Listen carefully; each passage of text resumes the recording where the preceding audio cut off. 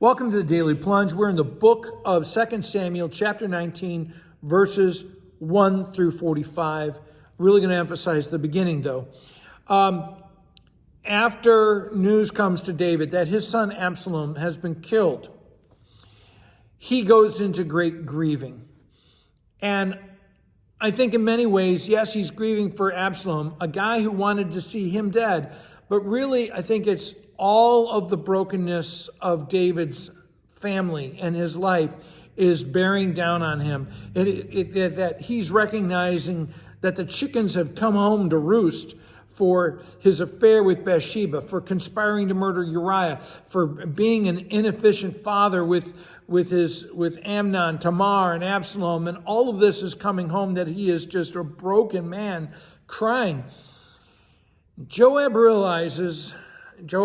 who realized the danger of, and if Absalom still remained, that these two kingdoms, that the northern kingdom and the southern kingdom would still be in civil war.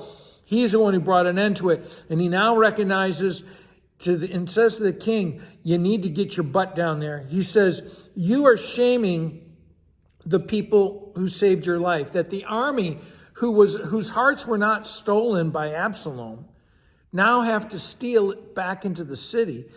They have to slink into the city as though instead of an army that was victorious, they're a defeated army. And they're ashamed.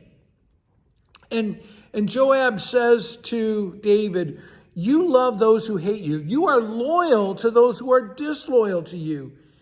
And you're not grateful to your supporters, to your soldiers, to the men who have risked their lives for you.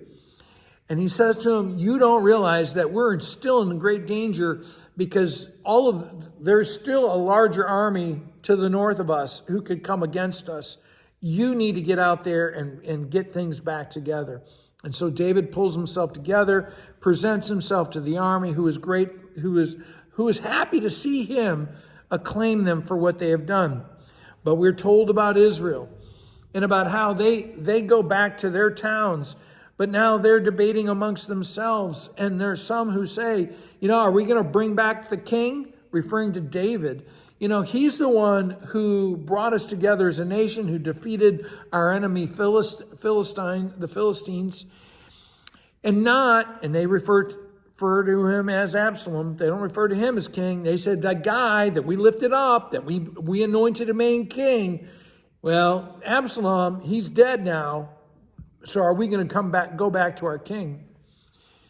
But David has to send emissaries. He sends the priests as the most worthy of negotiations, I guess, to Judah and say, are you going to support me and lift me up as a king?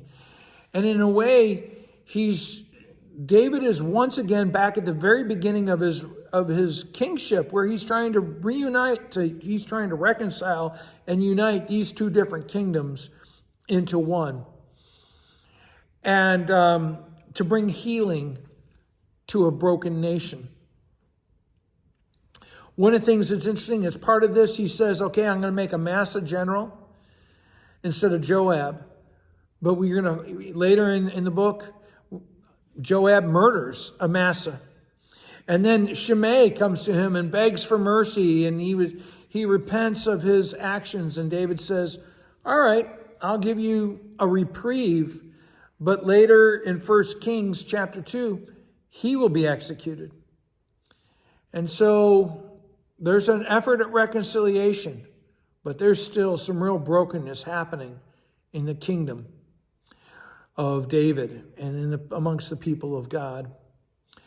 Well, thanks, friends, for listening. If you like this, please share this with others, subscribe, and bless you. May the Lord bless you this day. Have a great day.